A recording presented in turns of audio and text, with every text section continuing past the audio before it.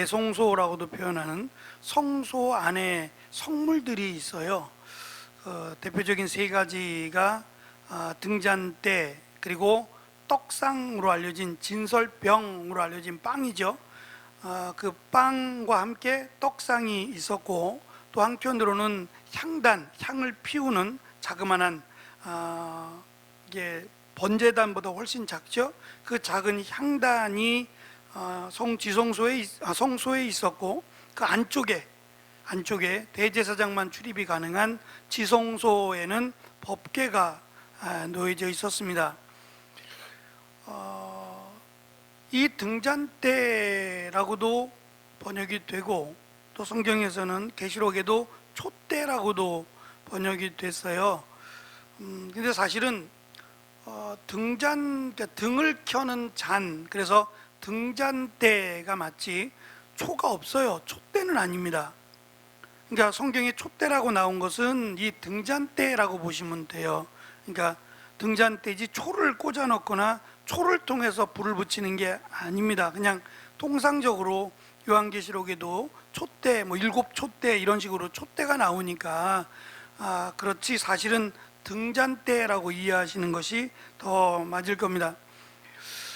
일단 먼저 제가 이 말씀의 중요성을 먼저 말씀을 드리면, 이 등잔대가 아까 제가 성소 안에 들어가서 성소가 4개로 돼 있어요. 이게 성소의 덮개가 4개예요.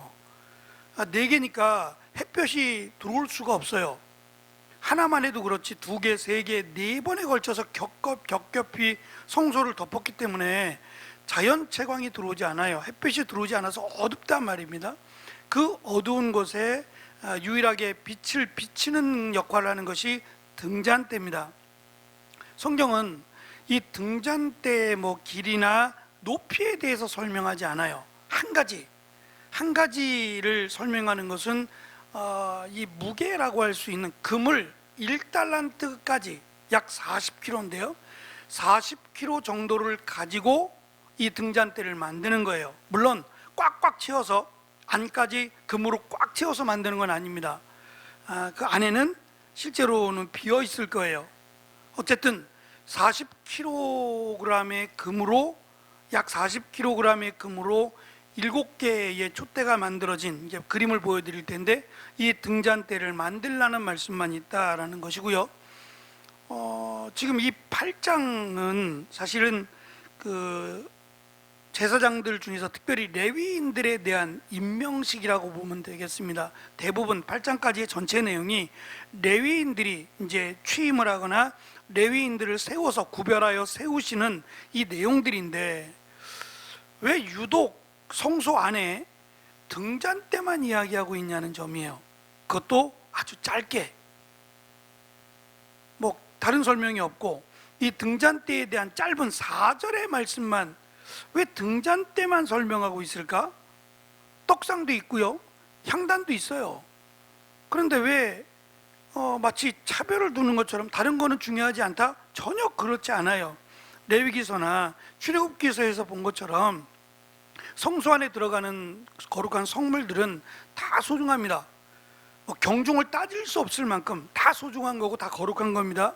그런데 왜 8장에서는 이 등잔대만, 그것도 짧게 설명을 하고 있냐라고 하는 점이에요. 그래서 이 등잔대를 이스라엘 백성들의 역사를 통해 보면 이 등잔대가 많은 그 역사적으로 중요한 위치에 있어요. 제가 1페이지를 잠깐 보시면, 처음에 신학적으로 볼 때에는 이 등잔대, 진설상, 그러니까 빵을 올려놓는 상, 진설상, 등잔대, 그리고 향단, 이게 다 성소 안에 있는 거잖아요.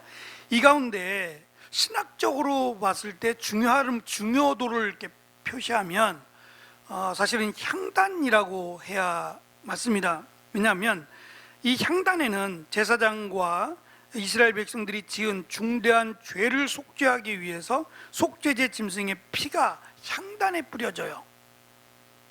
그러니까 그것을 볼 때에 피보다 중요한 게 어디 있겠어요? 그러니까 신학적으로 보면 사실 향단이 언급돼, 3개 중에 1개 그러면 향단이 언급돼야 맞다는 거예요.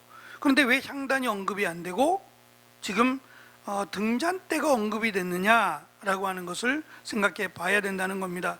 등잔대를 이 메노라라고 불러요. 히브리어로 네르라고 하는 네르에서 메노라가 나오게 되는데, 이 메노라가 등잔이라는 뜻이에요.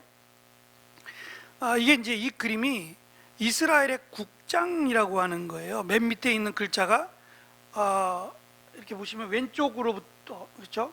바라보시는 방향에서 오른쪽부터 왼쪽으로 읽거든요. 우리가 읽는 반대 방향이죠. 우리가 읽는 방향의 반대, 그쪽으로 읽으면 이스라엘이 돼요. 그 이스라엘의 문장인데요, 국기는 별 모양이고 다윗의 별이 이스라엘의 국기예요. 국기 말고 이스라엘의 문장이 이건데, 지금 등잔대잖아요. 딱 등잔대고 옆에 있는 나무는 감람나무예요. 올리브나무란 말이에요. 그러니까 이스라엘 백성들에게 있어서 지금 뭐 우리가 볼 때는 향단이 더 중요한 것 같은데, 근데 향단이 아니라 왜 등잔대를 더 중요하게 생각하고 이것을 이스라엘의 국장으로 삼았느냐, 이것이 이제 이스라엘의 역사와 관련이 되어서 계시록에도 나와 있긴 하지만, 이스라엘 백성들의 그 어두웠던 많은 과거들이요, 이 과거들을 이 등잔대라는 것을 통해서 하나님께서 비추어 주시기를. 왜냐하면 빛은 항상 있잖아요. 아무리 어두움 가운데 있고 고통 가운데 있어도 빛은 변하지 않잖아요. 늘 하늘에 있는 태양은 또 밤에 비추는 달은 빛이 항상 있잖아요. 그러니까 이 빛과 같이 우리를 비춰 주시기를 소망하는 마음으로 그들은 이 등잔대를 자신들의 국장으로 삼게 됩니다. 이 등잔대의 모형이에요. 이렇게 만들어졌을 것이다 라고 하는 실제는 남아있지 않습니다. 남아있지 않고, 앞에서 본 것처럼 지금 이스라엘의 지금의 국장입니다. 지금의 이스라엘의 국장을 보시면 받침대가 2개예요. 받침대가 2개죠. 여기도 보시면 받침대가 2개예요. 그러니까 이것이 지금 막 밑에 받침대가 이렇게 각이 져 있는데, 여기도 지금 각이 져 있는데, 이런 것들도 사실은 정확하지 않아요. 그냥 받침대, 밑받침 또는 받침대라고만 설명이 되지, 그것을 뭐 둥그렇게 했는지 사각형, 육각형 이런 것들에 대한 언급은 없단 말이에요. 그냥 이랬을 것이다 라고 하는 것이고, 남아있는 것은 존재하지 않습니다.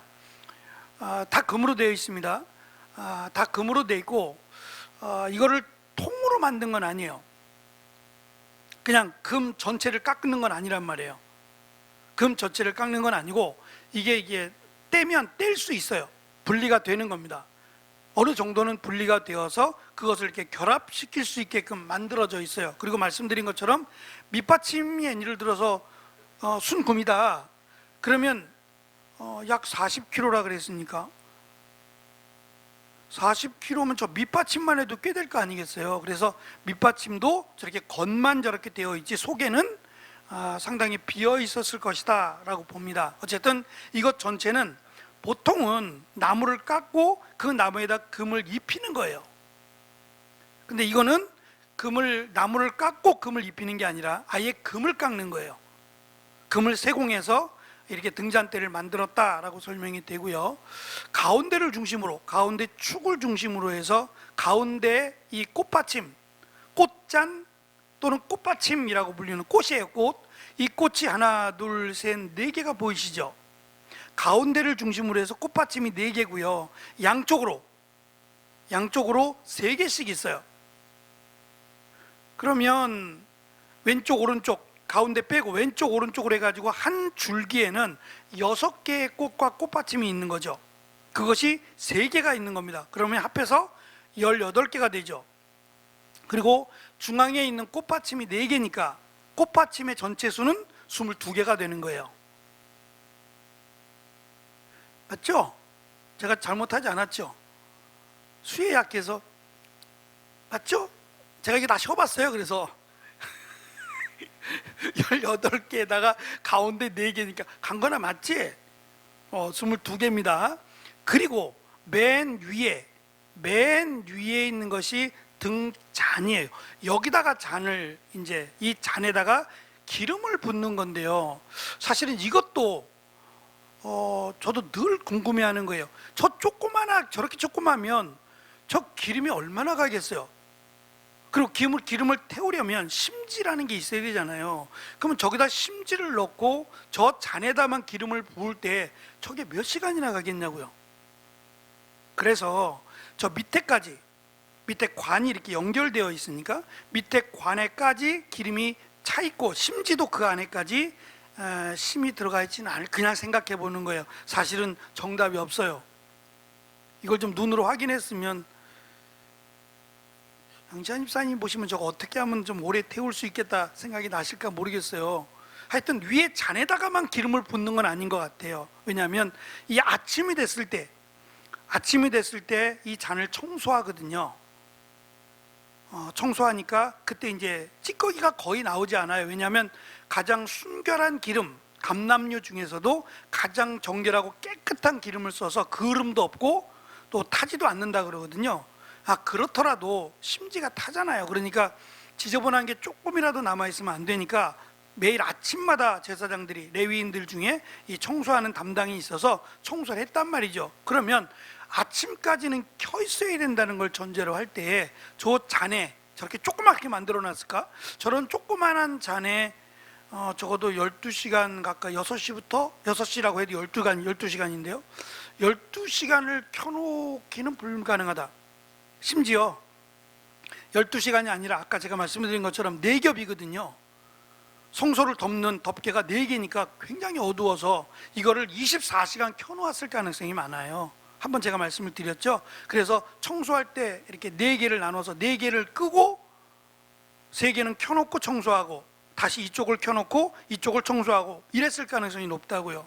그렇게 보면 기름을 보충할 수 있는 또 다른 요소가 있지 않을까? 다 끄고 기름을 보충할 수는 없는 거예요. 그러면 저 밑에 뭐가 있는 건지, 기름을 넣을 수 있는 뭐를 설명은 없습니다. 성경에 기름을 어떻게 보충하라는 것도 없어요. 왜냐? 우리가 레위인이 아니니까. 그죠? 그러니까 레위기도 레위인들에게 쓰여진 것이 아니라고 말씀을 드렸어요. 오히려 이스라엘 백성들에게 쓰여진 거라 보니까 이런 구체적인 레위인들이 해야 될 이런 수칙이나 이런 것들이 없어요. 그러니까 레위인들에게 쓰였다면 받침 어딘가에 기름을 부을 수 있는 뭐가 있고 이것을 몇 개 만들고 어떻게 채우고 이런 부분이 수칙이 나와야 되는데 전혀 그런 게 없어서 그냥 상상해 보는 거예요. 24시간 동안 키려면 기름이 어느 정도는 차야 된다는 걸 전제로 할 때에 저 위에 등잔 7개만 기름을 채워서는 12시간 타는 건 불가능하다. 아무리 흐리게 조금씩 태운다 할지라도 어려운 일이다는 생각이 들어요. 아니면 이 잔이 더 크든가 깊게 더 높이 올려서 하지 않는 한 저렇게 조그맣게 만들어서는 어렵지 않겠는가? 그러면 이 줄기라고 하는 이 줄기의 기름을 채우게끔 만든 것은 아닐까라고 하는 그냥 제 생각입니다. 말씀드린 것처럼 이거를 뭐 촛대같이 생겼어요. 근데 보통은 여기다가 초를 끼우잖아요. 초를 끼우니까 촛대인데 초를 안 끼워요. 그래서 등잔대라고 하는 것이 더 정확한 번역이 된다는 얘기예요. 촛대라 그래서 틀렸다라고 말할 수는 없지만 엄격히 보면 초를 꽂지 않으니까, 초와 전혀 상관이 없으니까 그냥 구별하기 위해서라도 등잔대라고 부르는 것이, 구약에는 등잔대라고 돼 있는데 신약 성경에는 계시록에 촛대라고 나오니까 혼란스럽잖아요. 똑같은 건데 혼란스러우니까 그냥 보편적으로는 등잔대라고 부르는 것이 더 성경을 이해하는 데는 도움이 된다는 말씀이에요. 여기에 대한 설명들은 제가 책에도 써놨고요. 여기 앞에 보시면 뭐 저게 이제 꽃봉오리고 밑에 부분이 꽃받침이고 3개씩 해서 6개고 뭐 그 설명이에요. 제가 말씀드렸던 22개, 등잔대는 7개, 여기에 대한 설명이고 여기 책자에는, 페이퍼에는 제가 그 부분을 풀어 썼습니다. 등잔대가 7개가 놓여진 것은 이 7이라고 하는 숫자가 완전수이기 때문이요. 제가 오늘 작업을 하다가 유튜브에서 그리스 로마 신화에 대한 그 전문가들이 나와서, 우리나라 사람인데 전문가들이 나와서 그리스 로마 그 신화의 엉터리라고 해야 되나요? 과학적이지 못한 그 부분을 이렇게 했던 영상이 있어서 하나 이렇게 좀 들어봤어요. 거기서 이제 제가 아하라고 하는 걸 하나 또 깨달은 게 뭐냐면, 이방인들이요, 우상을 섬기던 이방인들, 그들은 가장 완전한 수, 완전수를 일단 성경은, 하나님에 관해서 설명하는 성경은 완전수를 7로 본다 그랬죠. 7로 봐요. 그러면 이방인들 또는 우상을 섬기는, 그리스 로마 신화에서 우상을 섬기는 자들이 생각하는 완전수는 다르거든요. 7이 아니에요. 자, 그들은 몇을 완전수로 생각했을까요? 네? 7이 아니고요. 10이요. 네, 예, 의견이니까. 예, 틀렸으니까 제가 또 물어보는 거예요. 몇이라고 그랬을까요? 네? 누가 말씀하신 거예요? 권사님이 1이요? 아닙니다. 한 번만 더. 한 번만 더. 강건아, 눈치가 좀 빠르면.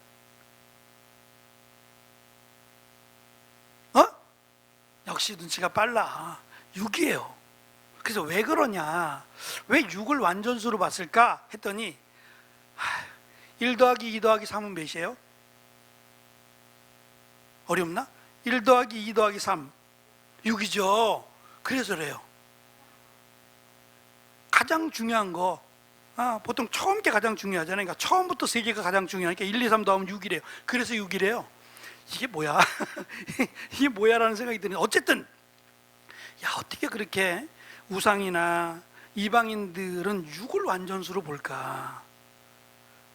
그렇죠? 성경은 마치 6이 사탄의 숫자인 것처럼 설명하잖아. 이것도 그들의 문화와 연결해 볼 때는 타당성이 있겠다라는 생각을 했어요. 재밌겠다라고 보다 말았어요. 시간이 좀 길어서 1시간이 넘게 하고 있길래 언제 보고 있어요. 앞부분만 살짝 봤는데 이게 재밌네, 나중에 봐야지 라고 이제 킵해놨는데, 어쨌든 그들은, 이방인들 또는 우상을 섬기는 자들은 완전수를 6으로 봤어요. 근데 성경은 7로 말씀하세요. 이 7에 대한 설명입니다. 7은 일단 완전수로서 하나님과 연결을 해서 설명을 하면서, 7은 태양과 달을 따라 7의 주기로 구성된 1000개의 시간표를 상징한다 합니다. 7일의 주기로 안식일이 돌아오고, 7년을 주기로 안식년이 돌아오고, 또 7년의 7년 주기로 희년이 돌아오잖아요. 성경은 7을 중심으로 움직이니까 이 7 자체가 완전수로 보는 거예요. 그래서 가장 완전한, 완벽한 수인 7개의 빛이라고 보시면 돼요. 그러니까 이 빛이 뭘 상징하느냐? 하나님의 빛으로 보는 거예요. 말은 안 하지만 하나님이 계신 곳, 그리고 하나님이 지켜주시는 곳, 하나님의 임재가 있는 곳이라고 하는 의미가 7개의 등잔대에 있다는 거예요. 그래서 의도적으로 하나님이 7개를 만들게 하시고, 7개, 물론 청소할 때는 3개를 끄고 이렇게 할 수는 있겠지만, 항상 7개가 켜져 있을 수 있도록, 켜지도록 관심을 가져야 된다고 말씀하십니다. 그래서 이스라엘 백성들, 이스라엘을 지켜달라고 하는, 특히 이제 어두운 시간들이 꽤 길었잖아요. 그 어두운 시간을 이렇게 밝게 비춰주시고, 또 이스라엘이 밝게 빛나기를 염원하는 마음에 이 등잔대를 그들의 국장으로, 이스라엘의 국장이라고 그랬죠. 이 국장으로 삼았다라고 말씀을 드렸습니다. 1달란트잖아요. 금 1달란트로 만든 거예요. 1달란트가 얼마인지 제가 40kg이라고 그랬어요. 이 금으로 제가 그냥 한번 따져봤어요. 40kg의 금을 지금 시세로 보니까 34억이더만요. 물론 예전에 구약에는 그 정도진 않을까요? 가격을 따질 수 없을 만큼 비싸긴 했겠지만, 이런 거 금을 사고 팔고 이렇게 않았을 거 아니겠어요? 하여튼 굉장한, 지금도 말할 것 없지만 굉장한 가치 있는 고가였다라고 보시면 되겠습니다. 모양이 꼭 진짜 나무 같잖아요. 나무 같은 모양이잖아요. 이것이 창세기 2장과 3장에 기록된 생명나무를 모형으로 해서 만들어진 거예요. 그러니까 이것 자체도 생명나무인 하나님이 지키신다라고 하는 이 생명나무를 상징해서 이 메노라라고 하는 등잔대를 하나님 만들라 하셨다라고 보는 겁니다. 이 등잔대는 지금 여기 3페이지에 나와 있는 내용이 24시간 켜놓았을까? 아니면 아침마다 아침에 끄고 다시 저녁이 되면 켰을까? 라고 하는 이러한 논쟁에 대한 부분이에요. 저는 일단 종이를 켜놓으라고 하는 2절에 있는 것처럼 등잔대 앞으로, 등대 앞으로 비추게 할지니라 라고 하는 비추게 하다라고 하는 단어가 이게 제한이 없는 단어예요. 계속해서 비추게 하라는 의미로 볼 때 24시간 켜둬야 했을 것이다 라고 봅니다. 출애굽기 30장 7절에 있는 것처럼 이게 지금 청소하는 시간들이 나오는데요, 한쪽을 정돈하면서 한쪽을 일단 꺼놓고 청소하고, 한쪽은 청소가 끝나면 이쪽을 켜놓고 나머지 반을 청소했을 것이다 라고 보는 겁니다. 어쨌든 청소할 때를 제외하고는 24시간 계속해서 청소하는 시간을 제외하고는 이 등잔대, 물론 기름을 보충했겠죠. 보충하면서 등잔대는 계속해서 비추도록 그렇게 했을 것이다 라는 생각이 듭니다. 그 다음에 이제 처음에 제가 말씀드린 내용입니다. 왜 향단, 어떻게 보면 신학적으로 보면 향단이 더 중요한데 향단은 아예 언급도 안 하죠. 향단이나 진설병, 진설상이라고 하는 건 아예 언급도 안 하고 이 등잔대만 언급함으로, 그것도 4절 아주 짧게 언급해요. 그러니까 이 등잔대에 대한 설명은 이렇게까지 안 해도 이미 다 알고 있는 거예요. 등잔대를 어디 둬야 되고, 등잔대의 목적이 뭐고, 등잔대가 어떻게 생겼고, 이런 것들은 굳이 설명을 안 해도 이미 다 알고 있기 때문에 구체적으로 설명하지 않았어요. 그냥 간단하게 4절까지만 딱 설명하고, 이해가 안 되는 것은 이 설명이 뒤에 나오는 내용과 무슨 의미가 있냐는 거예요.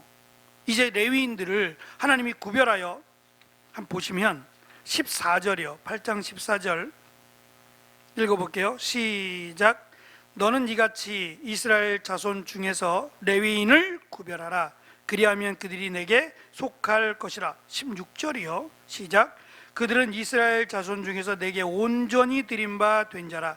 이스라엘 자손 중 1절 초태생 곧 모든 처음 난 자의 대신으로 내가 그들을 취하였나니. 19절이요. 내가 이스라엘 자손 중에서 레위인을 취하여 그들을 아론과 그 아들들에게 선물로 주어서 그들로 회막에서 이스라엘 자손을 대신하여 봉사하게 하며 또 이스라엘 자손을 위하여 속죄하게 하였나니, 이는 이스라엘 자손이 성소에 가까이 할 때에 그들 중에 재앙이 없게 하려 하였습니다. 레위인들을 특별히 구별하여 특별히 제사장들에게 선물로 주었다는 거예요. 그러니까 이들을 거룩하게 구별하였다라고 하는, 이들을 하나님의 일을 이제 맡기는 이런 그 레위인들, 그들로 삼았다라고 하는 내용이 8장 전체에 대한 내용인데, 그것과 지금 1절부터 4절이 무슨 관계가 있냐라고 하는 점이에요. 그래서 이게 뭘까? 그리고 이제 이 책 저 책을 다 찾아봤어요. 다 찾아보고 한번 다시 정리를 좀 해봤어요. 그냥 쓰진 않았을 거 아니에요. 1절도 8장 1절 여호와께서 또 모세에게 일러 가라사대로 시작하고, 5절 여호와께서 모세에게 일러 가라사대, 이것도 지금 5절부터 시작되는 내용도 하나님의 말씀이고요, 1절부터 4절까지 지금 등잔대에 대한 설명도 똑같이 하나님이 말씀하신 거예요. 그리고 이것이 따로 첨부됐다라는 게 아니라면, 그냥 쭉 하나님께서 이어져 말씀하신 거라면 그냥 말씀하실 리는 없죠. 그래서 이 알렌이라고 하는 학자가 이 등잔대만 언급한 것 3개가 있는데, 성소에 가는 3개의 등잔대, 그리고 향단, 그리고 진설상이라고 하는 3개의 성물이 있는데, 그 가운데 지금 등잔대만 언급한 것은 등잔대가 제일 중요하다 그런 의미로 볼 것이 아니라, 이 등잔대가, 등잔대의 역할이요, 그러니까 등잔대가 성소를 비추고 하나님께 나아가는 이런 어떤 빛으로 나아가는 이것과 이스라엘 백성들에게 레위인들이 구별된 자로 레위인들이 본으로서의 삶으로 이스라엘 백성들을 비춰야 되는 일들을 이들이 감당해야 된다라고 하는 의미에서, 상징적인 의미에서 등잔대에 대한 부분을 언급했다라고 보여집니다. 말씀 우리가 읽었던 14, 16, 19절도 계속해서 반복해서 그들을 구별하여 라고 하는 말, 그들을 따로 구별하여, 이제 거룩하게라는 말인데, 그것 자체가 이미 레위인이 되었고 하나님이 그들을 세웠다는 의미는 이제부터라도 레위인들은 그냥 레위인으로서의 삶이 아니라 구별된 삶을 살아야 된다는 거예요. 사실은 그것이 가장 중요한 거겠죠. 우리가 새벽에도 살펴본 것처럼 하나님이 다윗을 택하신 것이 다윗의 능력으로 인한 게 아니라 거룩함으로 인하여, 다윗이 하나님 마음에 합한 자라고 하는 그것 때문에 하나님이 다윗을 세우시고 다윗에게 능력을 주시고 다윗을 높이셨다고 시편 89편이 말씀하지 않습니까? 제일 중요한 게 그거라는 거죠. 그러니까 특별히 하나님 앞에 구별된 목사뿐만 아니라 성도라고 하는 것이 거룩한 자라고 하는 약자잖아요. 우리 모두가 다 성도니까 하나님 앞에 거룩하다 인정함을 받고 부르심을 받았다면, 우리에게 있어서 가장 큰 정체성은 거룩이라는 거예요. 왜? 그 사람의 옷이나 그 사람의 이렇게 겉모습만 봐도 그 사람이 뭐하는 사람이라는 것을 조금 느껴볼 수 있잖아요.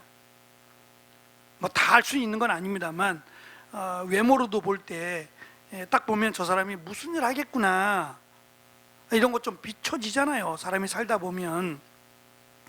마찬가지로 우리의 정체성은 뭐 제일 큰 정체성이라고, 두드러진 세상과 다른 가장 큰 정체성은 지금 레위인을 구별하라는 말씀에서 보는 것처럼 우리에게는 거룩이라고 보는 거예요. 이것이 우리에게는 가장 큰, 우리를 드러낼 수 있는 가장 큰 정체성이 거룩으로 보는 겁니다. 우리뿐만 아니고 교회도 마찬가지죠. 사실은 이게 가장 교회의 생명력이 되는 겁니다. 이것을 위해서 다들 개인뿐만 아니라 교회가 노력을 하는 거죠.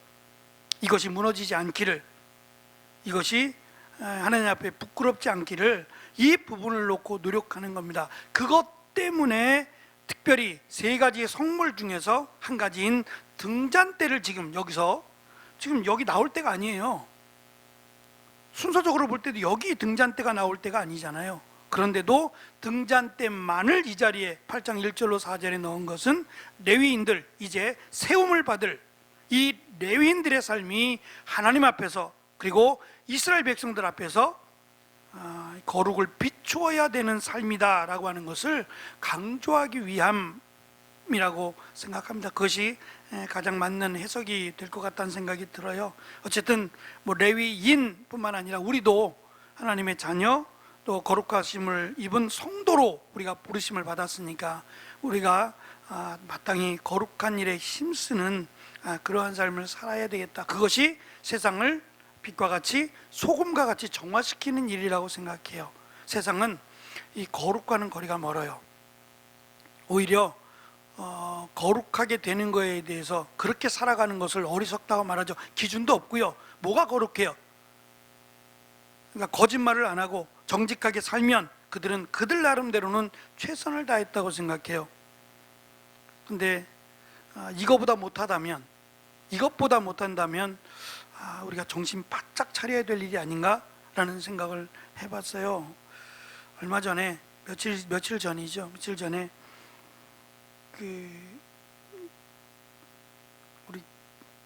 제가 말씀드릴 수 있는 목사님들이 참 적어서, 계시록을 강의했던 목사님 사모님 언니가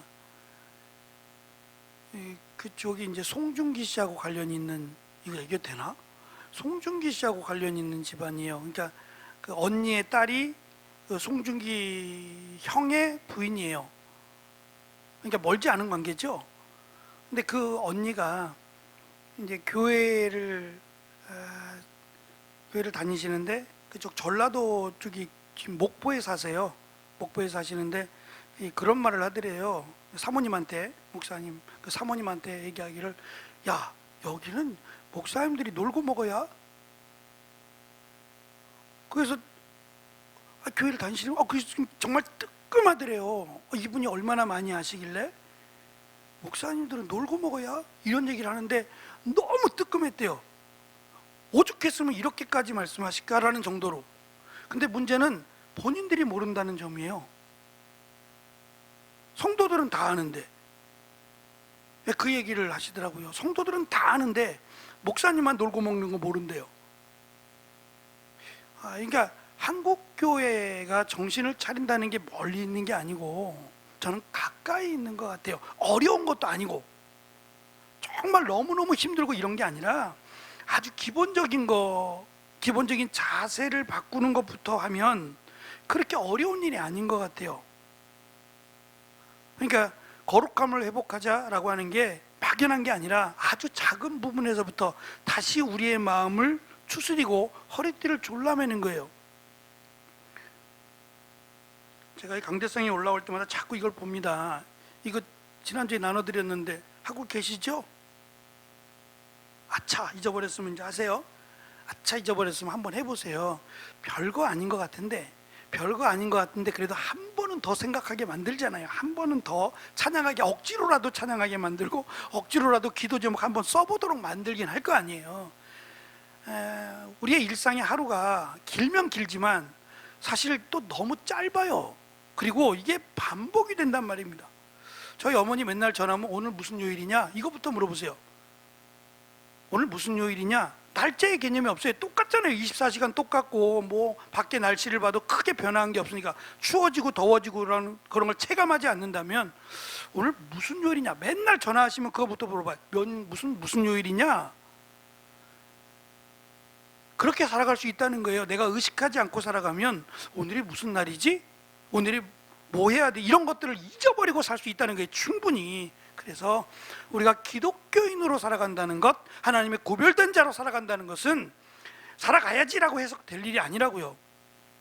뭔가 하나씩이라도 조금 더 실천하고 조금 더 시간을 허락하지 않으면 저는 그게 안 될 것 같아요. 이번에 시찰에 갔을 때 주일날 저녁부터 월요일날 오후까지 했다 그랬잖아요. 목사님들이 젊어요.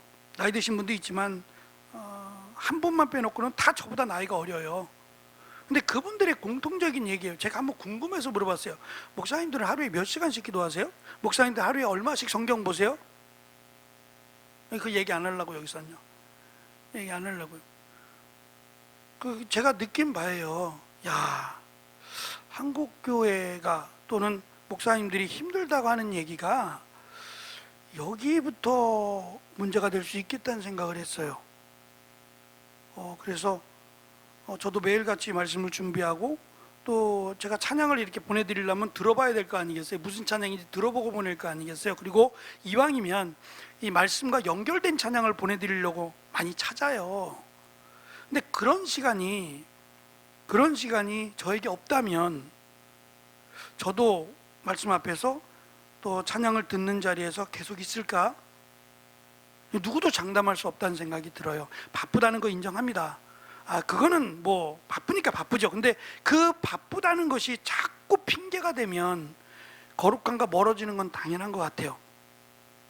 그래서 우리가 저도 그렇고 신앙이 더해 갈수록, 신앙의 연수가 더해 갈수록 더 은혜가 풍성하고 더 거룩해져 가야 되는 거잖아요, 사실. 근데 그렇지 못한 일들이 많다 보니까 오늘 그래서 1절, 8장 1절에서 4절 이 말씀이 레위인들을 임명하시고 레위인들에게 이러한 책임을 부어주시기 전에 이 등잔대에 대한 설명을 하신 분명한 목적이 있다고 봤어요. 우리가 초심에 대한 생각을 잊어버리지 말고, 늘 생각하지는 않더라도 초심에 대한 부분을 잊지 말고 내가 하나님 앞에서 바로 가고 있는가? 라고 하는 점들을 점검해 보면 조금 더 나아지지 않을까요? 조금 더. 뭐 저희 집에도 신학생이 한 명 있지만 얘가 이제 간간히 물어보기도 하고 그러거든요. 뭐 이거에 대해서 물어보고 하는데 그것들이 얘에게 어떻게 비춰질까도 생각을 해요. 얘가 나중에 더 뭐 쭉 간다면 목사가 되겠죠. 목사가 됐을 때 저를 어떻게 생각할까라는 생각도 있거든요. 그러니까 강건이가 안 보는 것 같아도 우리 다 본단 말이에요. 예배 드리는 모습 다 본단 말이에요. 그러니까 한두 번쯤은 그럴 수 있어요. 핑계도 될 수 있고, 난 너무 피곤하니까 얼마든지 그럴 수 있어요. 그걸 누가 뭐라고 하겠어요. 그러나 그게 습관이 될 수 있다는 점이에요.